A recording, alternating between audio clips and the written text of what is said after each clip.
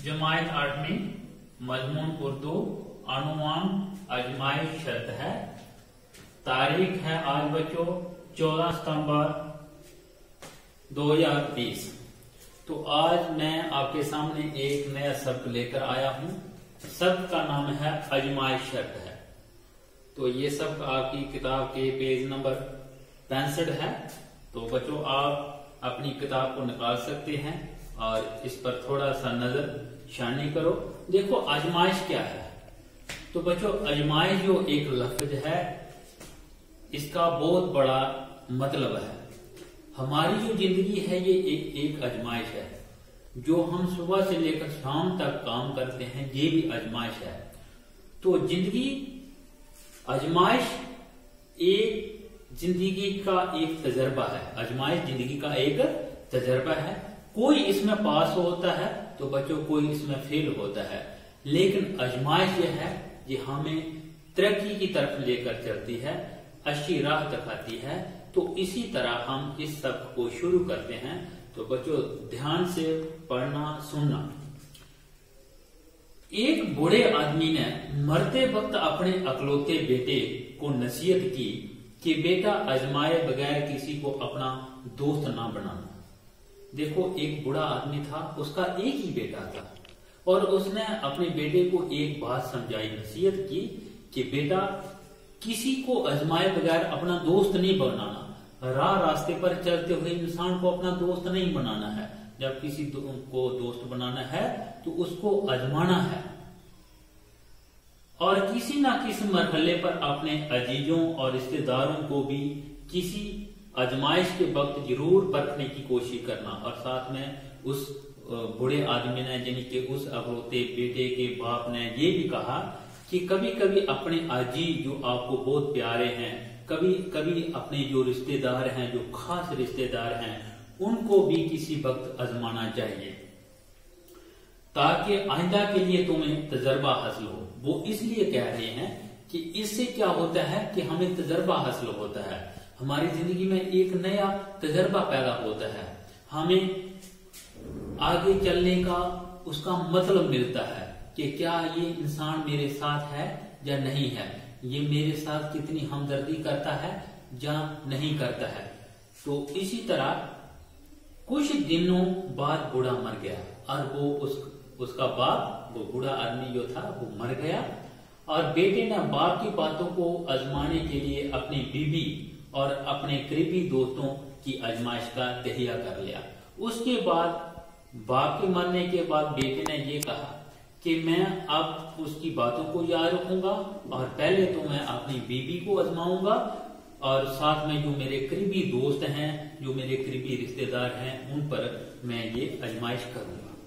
तो आगे क्या होता है बच्चों, उसका दोस्त बहुत ही चालाक था। एक उसका दोस्त था वो बहुत ही चालाक था और मकामी हाकिमों के लिए मुखबरी जासूसी का काम करता था और वो एक जासूस था, मुखबरी करता था। वो इस नौजवान के घर में भी आया जाया करता था। वो इसका दोस्त जो मुखबर जो था वो इसके घर में भी आया जाया करता था क्योंकि वो इसका दोस्त बना हुआ था और इसकी बीवी को भाभी कहकर पुकारता था। जो इस आदमी की बीवी है वो जासूस आकर इसकी बीवी को भाभी पुकारता था। एक रोज नौजवान किसी काम से शहर चला गया और वापसी पर कसाई की दुकान से सीरी पाए खरीद कर लाया।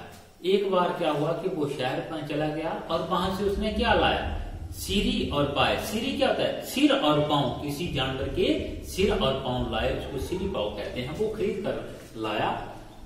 उसने सोचा कि अपने महरूम बाप की नसीहतों को परखने के लिए ये एक अच्छा तरीका है।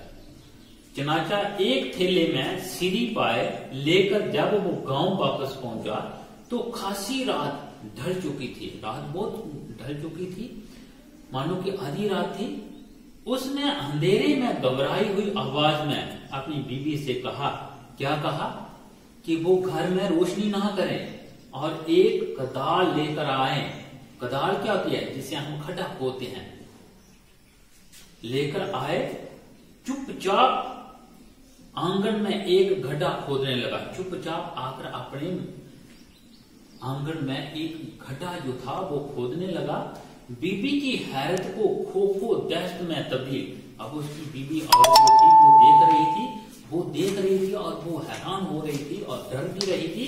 करते हुए उसने कहा, किसने कहा? उसकी बीबी ने कहा कि मैंने अपने, ये बीबी ने नहीं कहा, उसने कहा अपनी बीबी से, क्या कहा कि मैंने अपने एक पुराने दुश्मन को कत्ल कर दिया है और इसकी खोपड़ी को इंतकामाना अपने आंगन में दफन करना चाहता हूं। बीबी चुपचाप खड्डा खोदती रही और नौजवान अपने हाथों से थैले में रखी हुई दुश्मन की खोपड़ी को दफन कर दिया।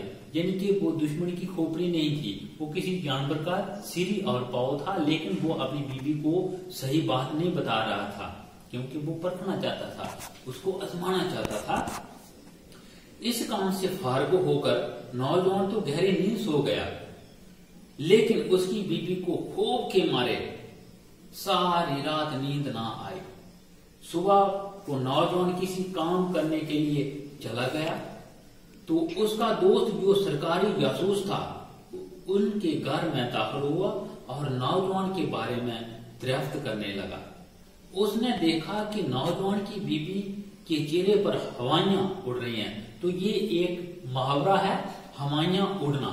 हवाइयां उड़ना यानी कि परेशान होना, बहुत ज्यादा परेशान होना या परेशानी की नजर आना।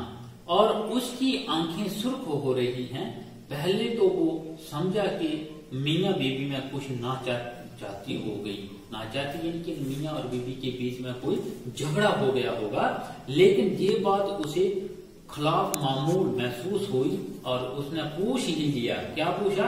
कि भाभी सच सच बताएं कि क्या बात है। ये सुनना ही था, ये बात अभी उसने बोला था, ये सुनना ही था कि नौजवान की बीबी फूट फूट कर रोने लगी और उसने इल्तिजा करने लगी कि भैया तुम ही अपने दोस्त को बचा सकते हैं। उसने कहा, जाकर अपने किसी पुराने दुश्मन को कत्ल कर दिया है और उसका सिर काट कर लाया है, जो रात के अंधेरे में हम दोनों ने गड्ढा खोद कर आंगन में छुपा दिया। तो बच्चों, आज का सबक हम इतने तक ही रखेंगे, कल हम इसको आगे ले जाएंगे। तब तक के लिए अस्सलाम वालेकुम, आदाब।